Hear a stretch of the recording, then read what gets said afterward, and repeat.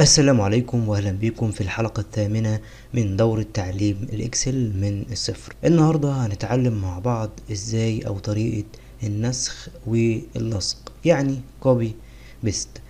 واول طريقة معانا هي ان احنا ممكن ناخد الخلايا كليك يمين بالشكل ده، يعني ممكن ناخد الخلايا او عمود او صف زي ما انت حابب، ممكن تاخد الجدول كله زي ما انت حابب. لو جينا كده خدنا ضغطنا كليك يمين زي ما احنا شايفين وعملنا كوبي بالشكل ده، نيجي في مكان اللصق هنا كده زي ما احنا شايفين، هنحدد كليك يمين نقول له بيست زي ما احنا شايفين قدامنا. دي اول طريقة معانا نعمل بيها نسخ. الطريقة التانية معانا ان احنا نرجع كده زي ما احنا شايفين. الطريقة التانية ان احنا هنحدد كده ونيجي من الهوم الشريط الرئيسي هنعمل كوبي بالشكل ده، ونيجي في مكان اللي هنعمل فيه بيست او لصق هنضغط على بيست زي ما احنا شايفين هتتنسخ معانا. نرجع تاني كنترول زد. الطريقة التانية معانا وهي انك ممكن تعمل كوبي وبيست عن طريق الكيبورد. لو ضغطت كنترول سي وجيت مكان اللي هتعمل فيه لصق وضغطت على كنترول في هتتنسخ معاك بكل سهولة. ولو خدت بالك وانت بتعمل نسخ هتلاقي الخلايا متنشطة او بالشكل اللي انت شايفه ده، وده معناه انك انت ممكن تعمل مرة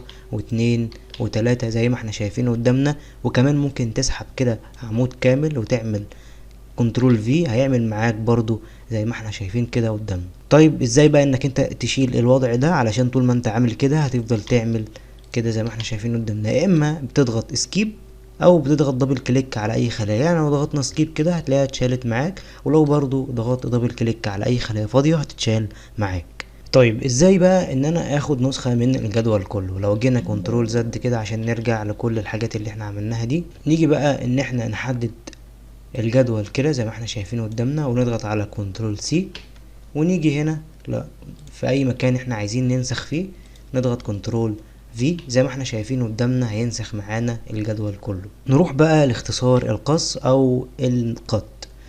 لو جينا كنترول زد ورجعنا كده احنا محتاجين او ايه الفرق بينهم اصلا؟ انك انت القط طبعا بياخد محتويات الخلايا كلها وينقلها لك في مكان تاني.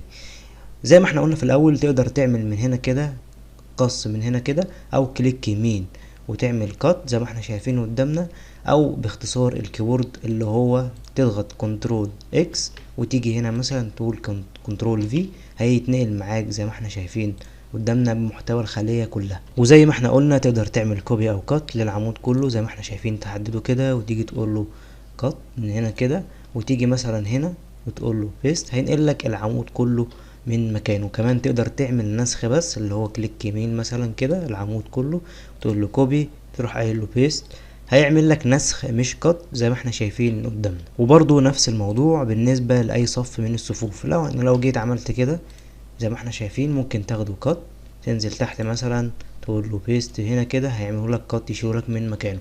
كمان تقدر تعمله كوبي بالشكل ده اللي هو نسخ، تيجي هنا كده او كليك يمين عادي جدا اللي هو كليك يمين كده كوبي، وتيجي هنا تقول له بيست زي ما احنا شايفين قدامنا هتتنقل معاك برضو بكل سهولة. وطبعا تقدر تعمل كل ده في اي شيت، يعني مش شرط نفس الورقة اللي انت شغال عليها. يعني لو جينا ان احنا ممكن ناخد الجدول ممكن تاخد منه نسخة مفيش اي مشكلة، كليك يمين كوبي ونيجي في شيت تاني كليك يمين بالشكل ده وتقول له بيست هيجيب لك نفس كل حاجة. طبعا في اختلاف بين الشيت ده والشيت ده لو خدت بالك لان ورقة العمل مختلفة. يعني علشان تظبطه هتيجي عند شيت 2 وهتيجي هنا كده عشان تعمل ورقة العمل تبقى بادئة من اليمين مش من الشمال زي ما احنا شايفين قدامنا، تبقى بادئة كده. بص كده لو لاحظت هتلاقي نفس الجدول اللي هنا هو نفس الجدول اللي هنا. طبعا تقدر تعمل ده لاي ملف تاني في الاكسل، يعني مش شرط نفس الملف اللي انت فاتحه. ولو انت عندك ملف تاني عايز تنقل منه البيانات بتقدر تعمل ده مفيش مشكلة، سواء انت كنترول سي او كليك يمين وتاخد البيانات تضيفها في اي ملف تاني مفيش اي مشكلة. طبعا انك انت تقدر تقعد تاخد كوبي كده مثلا وتروح شيت تاني وتروح اعمل بيست، فالموضوع ده هيتعبك لانك انت هتفضل رايح جاي كتير. لو جينا فتحنا مثلا ملف زي كده وحبيت ان انت تاخد منه شوية بيانات وترجع تاني وتفضل رايح جاي فهيبقى فيه لخبطة معاك في الموضوع. طب ازاي ان انا احل الموضوع ده؟ لو جيت عند هوم بالشكل ده وضغطت على القائمة دي او السهم الصغير اللي انت شايفه ده، لو خدت بالك هيفتح معاك حاجة هنا في الجنب. نخلي بس ورقة الشيت تبقى من الناحية التانية علشان تبقى واضحة معانا. بص كده هتلاقيها فتحت معانا من الجنب هنا كده. ودي لو انت عايز تاخد كذا حاجة كوبي عشوائي. يعني ايه عشوائي؟ يعني مثلا انا عايز اخد القاهرة كوبي، بص لو خدت بالك بتيجي هنا كده، وعايز مثلا شهر يونيو ده كله كده اخد كوبي زي ما احنا شايفين هيتضاف معاك. ممكن تضيف جدول كله عادي مفيش مشكلة. لو عايز مثلا مارس كوبي، فبراير زي ما احنا شايفين الاسكندرية. لو خدت بالك كل حاجة بتيجي في الجنب. وممكن كمان تيجي شيت رقم 2 لو في جدول جديد او غير ده، تروح واخد منه مثلا نسخة. لو فتحت شيت جديد زي ما احنا شايفين قدامنا زي الشيت ده، ومحتاج ان انا اخد منه حاجة، اخد مثلا اسمين كده اهو زي ما احنا شايفين قدامنا. لو جيت لاحظت هتلاقي كل حاجة بتتاخد كوبي في الشيت اللي انت فاتح فيه القايمة اللي في الجنب دي. طبعا الموضوع ده جامد جدا، هيسهل عليك شغل كتير جدا. تيجي بقى انت في شيت جديد زي ما احنا شايفين قدامنا، شيت زي ده كده فاضي، انا محتاج انقل البيانات دي كلها. تقدر تنقلها واحدة واحدة مفيش مشكلة. تعمل كده وتضغط على الحاجة اللي انت عايزها ضغطة هتلاقيها نزلت معاك. تضغط مثلا على كده تلاقيها نزلت معاك اهو زي ما احنا شايفين قدامنا، بنفس التنسيق بنفس كل حاجة انت خدتها كوبي. طيب انا محتاج ان انا اعمل كله مرة واحدة، مفيش مشكلة. تقدر تروح عامل بيست اول بالشكل ده، هينزلهم لك ورا بعض، وتبدأ ان ايه تنسق بس الجدول بتاعك زي ما احنا شايفين قدامنا تنسيق كده، وتظبطه وتعمل اللي انت عايزه.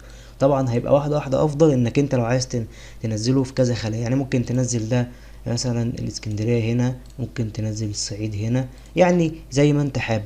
المهم ان الخاصية دي هتوفر عليك وقت كبير ومجهود كبير جدا. وبس كده. لو حبيت تقفل بقى ده كله تعمل مسح الكل او كلير، تقفل كده، وزي ما انت شايف هتلاقي البيانات كل اللي انت خدت كوبي هيجي بيست معاك بكل سهولة. هنيجي نتكلم بقى عن خاصية الفلاش فيل.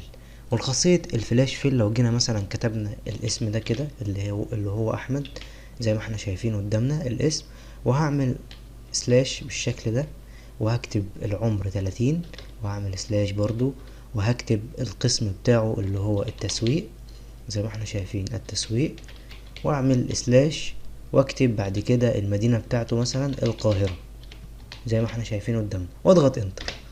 لو جيت كده زي ما احنا شايفين جينا كتبنا نفس الكلام ده تحت، كتبت محمد. بص كده لو خدت بالك من اللي حصل، جابلك محمد 25 الحسابات الجيزة. لو خدت بالك دي معناها ايه اللي هو كده؟ لو عملناها تاني بص كده، لو خدت بالك دي معناها ايه؟ دي خاصية الفلاش فيل. ولو جيت راجعت البيانات دي كلها هتلاقي هي نفس البيانات المكتوبة هنا كلها، بس بيدمجها لك مرة واحدة. ودي خاصية اسمها الفلاش فيل، وده طبعا بيوفر عليك وقت كبير. دي بتبقى موجودة في البرنامج، بتبقى البرنامج بيفهم انت عايز ايه، عملتها مرة ما بترجعش تعملها تاني، فبيفهم انت عايز ايه وبيروح دايس تروح دايس انتر بالشكل ده، هيروح مطبقها لك كلها مرة واحدة من غير ما تقعد تعيد كل الكلام ده. وطبعا تقدر تغير الشكل زي ما انت عايز، تقدر تحط مثلا سلاش او شرطة نقطة اللي انت عايزه.